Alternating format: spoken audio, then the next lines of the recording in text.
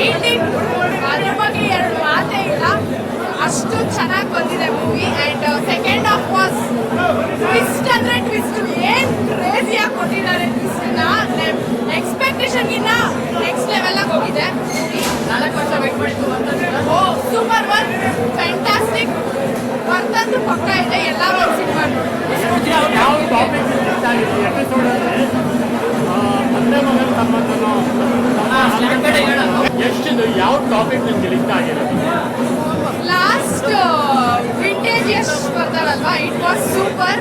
And sir twist ಇದೆ ಅಲ್ಲ, movie twist ಇದೆ ಅಲ್ಲ ಲಾಸ್ಟಲ್ಲಿ, ಅದು ತುಂಬ ಚೆನ್ನಾಗಿದೆ.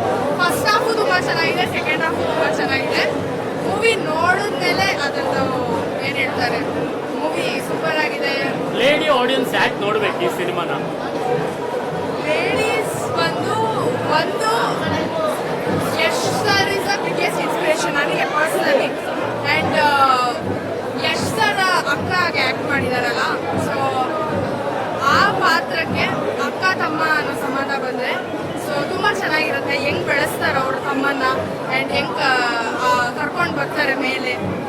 ಪ್ರತಿಯೊಂದು ಏನು ಹೇಳ್ತಾರೆ ಸ್ಟೇಜಲ್ಲೂ ಅವ್ರ ಅಕ್ಕ ಜೊತೆಗಿದ್ದು ಅವ್ರ ತಮ್ಮನ್ನ ಹೆಂಗೆ ಪುಷಪ್ ಮಾಡ್ತಾರೆ ಎಲ್ಲದಕ್ಕೂ ಅನ್ನೋದು ತುಂಬ ಚೆನ್ನಾಗಿ ತೋರಿಸಿದ್ದಾರೆ.